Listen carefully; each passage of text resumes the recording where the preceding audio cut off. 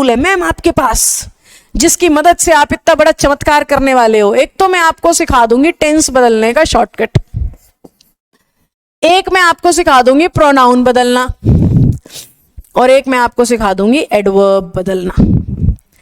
ये तीनों चीजें नरेशन की हर टाइप में कन्वर्ट करनी होती हैं, A to Z सब में।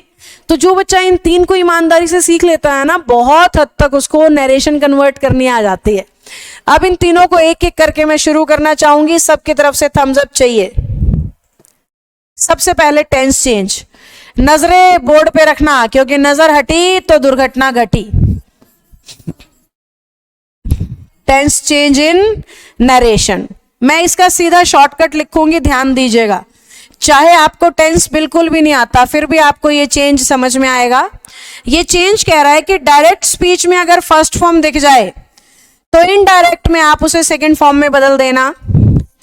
डायरेक्ट स्पीच में अगर आपको सेकंड फॉर्म दिख जाए तो इनडायरेक्ट में आप उसे हैड प्लस थर्ड फॉर्म में बदल देना। जहां जहां आप फर्स्ट फॉर्म को यूज कर रहे हैं सेकंड बनाते चलेंगे, और जहां जहां आप सेकंड फॉर्म को यूज कर रहे हैं आप हैड प्लस थर्ड फॉर्म बनाते हुए चलेंगे। इसके अलावा सारी वर्ब्स को आप सेम टू सेम रखेंगे, यानी अगर उसने मे लिखा हम माइट बनाएंगे, उसने कैन लिखा हम कुड बनाएंगे, उसने इज़-एम-आर लिखा हम वॉज वर बनाएंगे, अगर उसने वॉज वर लिखा तो हम हैड बीन बनाएंगे, क्योंकि वॉज वर बी की सेकंड फॉर्म होते हैं। अगर हमें थर्ड फॉर्म ऐड करनी है तो बी की ऐड हो जाएगी यानी बीन, तो वॉज वर किस में बदल गया? हैड बीन में बदल गया। और अगर हैड बीन आया बच्चों तो सेम टू सेम, इसके अलावा कोई भी वर्ब आए बिल्कुल सेम। जल्दी से थम्स अप डालो अगर ये बात सबको समझ आ गई है तो। इन्हें मैं सेंटेंस में भी इस्तेमाल करके बताऊंगी, पहले तीनों चेंजेस बता रही हूं। अब एडवर्ब चेंज क्या होता है मैम, ये भी मैं डायरेक्ट से इनडायरेक्ट लिखूंगी आपके सामने। डायरेक्ट स्पीच में अगर दिस है तो ये चेंज कह रहा है इनडायरेक्ट में दैट बना दो। डायरेक्ट में अगर दीज है तो इनडायरेक्ट में दोज बना दो। हेयर का देयर बना दो, सो का दस बना दो, एगो का बिफोर बना दो, टुडे का दैट डे बना दो, टुनाइट का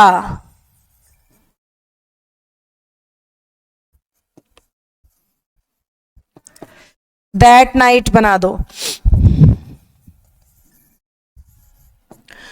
येस्टरडे का द प्रीवियस डे। इस तरफ लिख रही हूं, थोड़ा फॉन्ट छोटा कर रही हूं बच्चों, नहीं तो पूरा नहीं आएगा। येस्टरडे को हम लिखते हैं एक तो द डे बिफोर और लिखते हैं द प्रीवियस डे।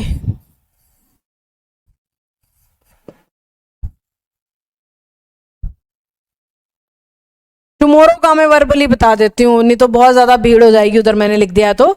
टुमारो को हम बदलते हैं द नेक्स्ट डे में या फिर द फॉलोइंग डे में। टुमारो को हम बदलते हैं द नेक्स्ट डे में या फिर द फॉलोइंग डे में। नेक्स्ट डे भी बोल देते हैं और फॉलोइंग डे भी बोल देते हैं। एक बार जल्दी से बताओ अगर ये दोनों चेंजेस सबको समझ आ गए हैं तो।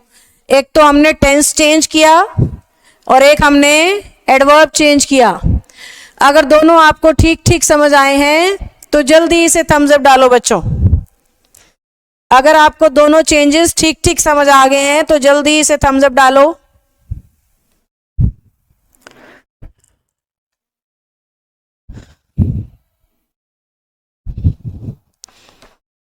अब मैं तीसरा change सिखाऊंगी, pronoun change.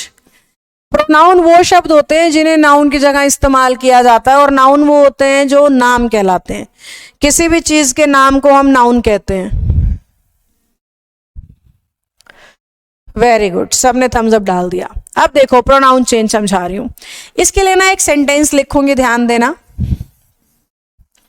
He said to me you are very nice, या you will do it today. मैं एडवर्ब भी इंट्रोड्यूस करना चाहती थी बच्चों, इसलिए मैंने सिंपल सेंटेंस, सॉरी एक्सक्लेमेटरी नहीं आएगा, full stop comma, you will do it today. अब ये मैंने एक सेंटेंस बना दिया। अब ध्यान दीजिएगा बोर्ड पे, जो बात मैंने अब तक नहीं बताई थी। ये डायरेक्ट स्पीच है। डायरेक्ट स्पीच के दो हिस्से होते हैं बच्चों, एक को कहते हैं रिपोर्टेड वर्ब और दूसरे को कहते हैं रिपोर्टेड स्पीच। हमें जितना भी प्रोनाउन टेंस एडवर्ब बदलना है वो स्पीच में बदलना होता है, हमें वर्ब में कुछ नहीं बदलना होता। हमें वर्ब में सिर्फ सेड टू को टोल्ड बनाना होता है और इन्वर्टेड कोमा की जगह दैट। इसके अलावा जितने भी चेंजेस अप्लाई होते हैं वो कहां पे होते हैं? स्पीच में होते हैं। वर्ब में हमने और कुछ नहीं करना होता। अब स्पीच में इंग्लिश कह रही है कि प्रोनाउन के ना 3 पर्सन मिल सकते हैं, first, second, third. First person होता है आई और वी का परिवार, आई, माई, mine, me, we, are, hours, अस, ऐसे। सेकेंड पर्सन में आता है यू का परिवार, यू, योर, योर्स, यू।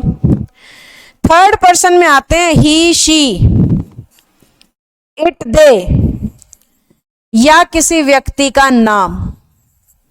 ये सारे क्या हैं? थर्ड पर्सन है। तो हमने रिपोर्टेड स्पीच के फर्स्ट पर्सन को वर्ब के सब्जेक्ट के अनुसार बदलना होता है, सेकंड पर्सन को ऑब्जेक्ट के अकॉर्डिंग बदलना है, थर्ड पर्सन को बदलना ही नहीं है, सेम टू सेम। तो बेसिकली हमें फर्स्ट और सेकंड पर्सन ही तो बदलने हैं, थर्ड पर्सन तो सेम टू सेम होता है। हमें सिर्फ फर्स्ट और सेकंड पर्सन ही तो बदलने हैं। कहानी सुनाने में करते हैं ज्योति नरेशन का यूज।